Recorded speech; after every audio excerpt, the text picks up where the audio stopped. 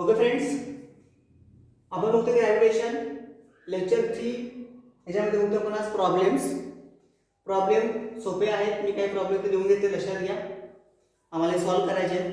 बघा first problem ठिकाणी problem कसा बघा. an object takes 5 seconds to reach the ground from a height of 5 meter on a planet. ठिकाणी अर्थ आहे, तर ह्या अर्थ वरती इथे कल्पना करूया आपण एक प्लॅनेट आहे. तर त्या प्लॅनेट वरून त्या ऑब्जेक्टला खाली पडण्यासाठी रिक्वायर्ड 5 मिनिट्स 5 मिनिट एवढं अंतर आहे दोघांमधलं आणि वेळ लागतोय 5 सेकंद लागतात याकडे. ते विचारलं काय, find the value of G. तर किंमत जी ची किती असेल विचारलं. बघा how to solve. First one दिल्या solution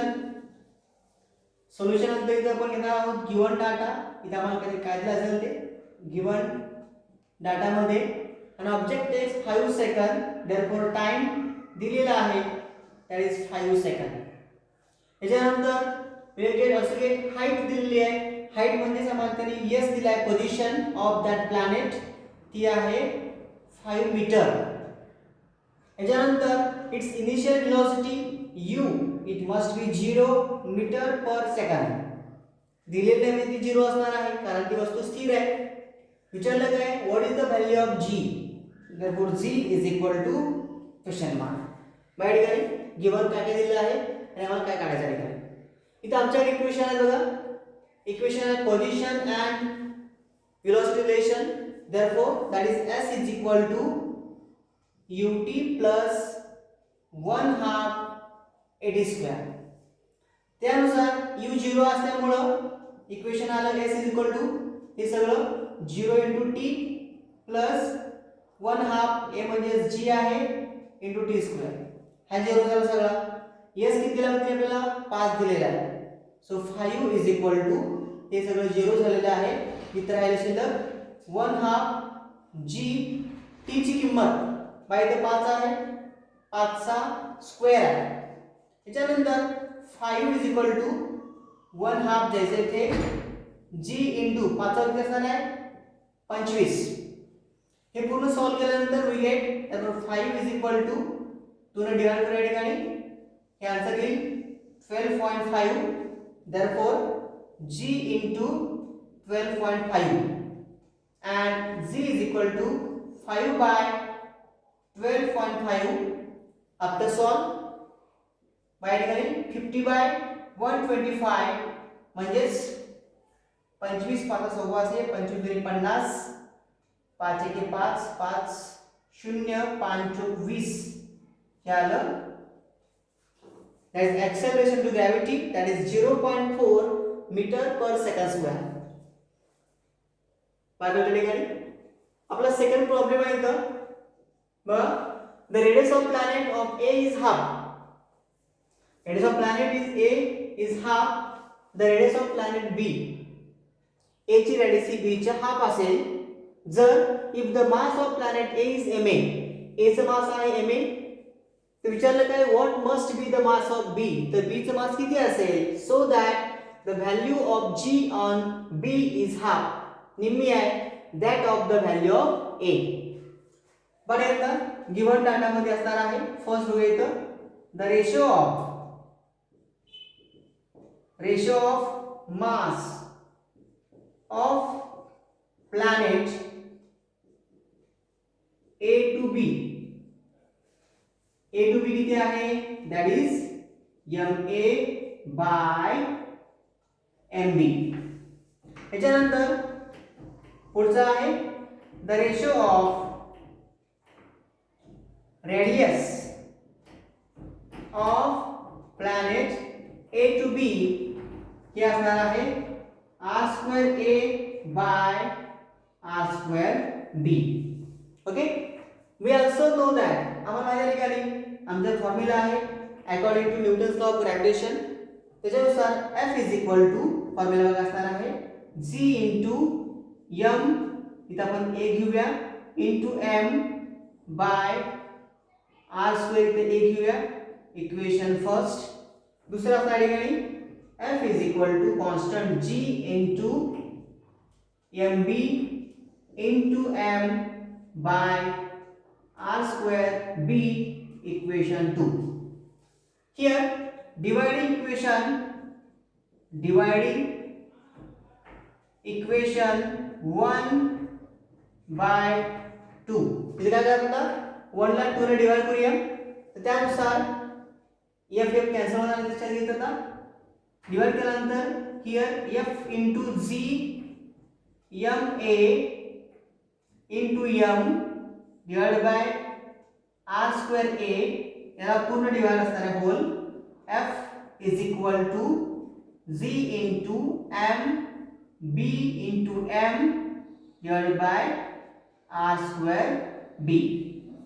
after divideation we get इथे आम्हाला जो फॅक्टर मिळणार आहे ठिकाणी तो आमचा इथे असणार आहे जी कॅन्सल स्मॉल m कॅन्सल होणार आहे त्याच्यानंतर हा एक तो पूर्ण गेला सगळा तर इथे आम्हाला मिळणारी किंमत बघ कशासाठी ठिकाणी therefore ma by mb is equal to r square b by r square a. परंतु आपल्या इक्वेशन नुसार लक्षात घ्या इथं radius of planet A is half ती निम्मी आहे कोणाची आहे रेडियस ऑफ प्लॅनेट बी म्हणजे काय असणार आहे r square b by r square a is equal to 2. Therefore इथं किंमत बघायला असणार आहे ma by mb is equal to 2 याची किंमत 2 आहे कारण r square upon r square a upon r square b ची किंमत किती आहे इथं 1 हाफ आहे म्हणजे उलटी केल्यानंतर हे झाले 2. Therefore ma upon mb is equal to 2 याच्यावरून आमची किंमत असल्या ठिकाणी ma is equal to 2mb ma is equal to 2mb. मग यानुसार हा प्रॉब्लेम असेल. बघूया आपण पुढचा नेक्स्ट प्रॉब्लेम. ओके फ्रेंड्स बघा नेक्स्ट प्रॉब्लेम पुढचा आपण पुढचा घेऊया the mass and weight of an object on the earth are 5 kg and 49 Newton respectively. एक वस्तू आहे त्याचं मास आणि वेट दिलेलं आहे आपल्याला मास दिले 5 kg वेट दिलेलं आहे 49 न्यूटन्स.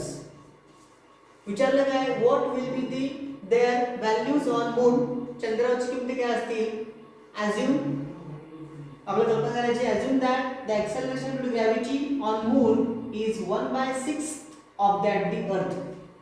बघा त्या ठिकाणी आम्हाला गिवन तरी काय काय असणार आहे फर्स्ट वन मास दिलेला आहे मास ऑन अर्थ ते दिले 5 kg.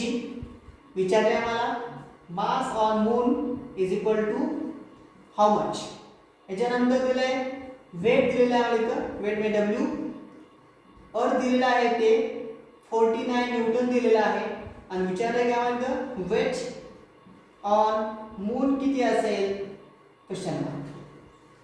इथे आम्हाला माहिती आहे की mass does not changes place to place mass कधी बदलत नाही त्यानुसार जर मास हे अर्थ वरती 5 kg असेल तर mass also moon it must be 5 kg. सांगायला या ठिकाणी mass does not changes place to place mass बदलत नाहीये याचा अर्थ काय असणार आहे so that mass on moon is equal to 5 kg. ठीक आहे एक निघालं. इथं आपण काढायचं वेट ऑन मून काढायचं आहे पण बघा इथं गिवन फॅक्टर दिला ठिकाणी the acceleration due to gravity on moon दिलेली आहे किती आहे दिली 1/6 दिलेली आहे 1/6 1/6 पण कोणाच्या इथे आहे 1/6 ऑफ दी अर्थ आहे. मग अर्थची ग्रॅव्हिटी किती आपल्याकडे that is 1/6 into earth gravity आहे 9.80 metre per second square. After solve, then we get the value that is 1.63 meter per second square. ही हमारे मिळाली ठिकाणी that is the acceleration due to gravity on moon ती आली 1/63 meter per second square. इथे आमच्याकडे formula आहे ठिकाणी weight काढण्यासाठी तो weight is equal to weight on तेव्हा मून काढायचा आहे formula m into g. Mass माहिती आहे या ठिकाणी मास दिले किती 5 दिलेला आहे सो 5 into that is 1.63 अर्थ ग्रॅव्हिटी आहे सॉरी मून ग्रॅव्हिटी मध्ये एक असणार आहे वेट ऑन मून किती असणार या ठिकाणी पूर्ण सॉल्व केल्यानंतर 5 3 15 15 5 1 6 30 आणि 1 31 1 आली झाला 5 1 5 आणि 6 या ठिकाणी दॅट इज 6.15 न्यूटन युनिट हे आमच्या ठिकाणी that is the weight on moon. यानुसार मला प्रॉब्लेम सॉल्व करायचा आहे. नेक्स्ट वन पुढचा प्रॉब्लेम बघा a ball fall off a table and reaches the ground in 1 second. एक टेबल आहे त्या टेबलवरती बॉल आहे टेबलवरती बॉल आहे याचा अर्थ काय असणार आहे it's initial velocity must be 0 ती 0 असते value fall from the table and खाली पडल्यानंतर त्याला वेळ लागतो किती 1 सेकंद लागतो म्हणजेच टी पण दिलेला आहे. Here assume z is equal to 10 metre per second square. इथे आम्हाला जी अज्यूम करायचा आहे तो दिला आहे 10 metre per second square. We have to calculate speed आम्हाला स्पीड काढायचं आहे ठिकाणी on reaching the ground and height of the table. Okay बघूया ठिकाणी काय काय दिलेलं आहे ठिकाणी गिवन डाटामध्ये आहे फर्स्ट वन टाइम दिलेला आहे so time is equal to 1 second. याच्यानंतर अज्यूम केल्या ठिकाणी जी ॲक्सेलरेशन ग्रॅव्हिटी तो दिलेला आहे 10 मीटर पर सेकंड स्क्वेअर. याच्यानंतर calculate the speed on reaching the ground आम्हाला स्पीड काढायचं आहे therefore s is equal to question mark s विचारला आहे ठिकाणी.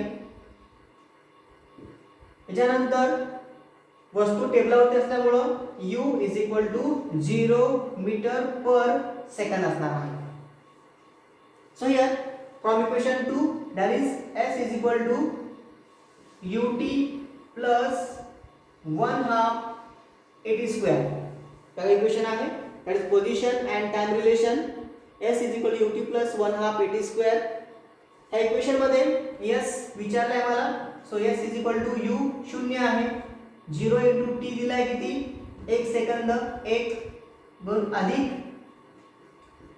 1/2 a म्हणजे आहे या ठिकाणी ॲक्सेलरेशन टू ग्रॅव्हिटी तो दिलाय 10 गुणिले 1 चा वर्ग. त्यानुसार हे सगळं 0 होईल डिवाइड केलं त्या ठिकाणी 2 के 2 पंचे 10 1 चा वर्ग 1 आन्सर येईल s is equal to 5 metre. या ठिकाणी s मिळाल्या ठिकाणी आपल्याला s is equal to 5 metre. s म्हणजे कोण आहे s is the speed of that ball that reaches the ground. Okay आता विचारले मला हाईट विचारली find the height of the table. यासाठी आपण घेऊया इक्वेशन फर्स्ट आहे v is equal to u plus at that is velocity आणि time relation equation आहे. आता ह्या इक्वेशन मध्ये आम्हाला इथं हाईट काढायची आहे त्या टेबलासाठी बघा त्यानुसार सांगा u 0 आहे प्लस a आहे या ठिकाणी 10 गुणिले t आहे 1 v that is the speed of that ball. So v is equal to 10 over 10 that is 10 meter per second. So v निघाला that is 10 meter per second that is the speed of that ball that reaches the ground and here s means position that is displacement or height it is equal to 5 meter. त्यानुसार मला हे problem असतील it carries 2 marks. ह्याच्या चॅप्टरवरती problem विचारतात 2 मार्कासाठी. Problem सोपे आहेत 4 पैकी एक प्रॉब्लेम कुठलाही करून ठेवा. इथे आपण थांबूया.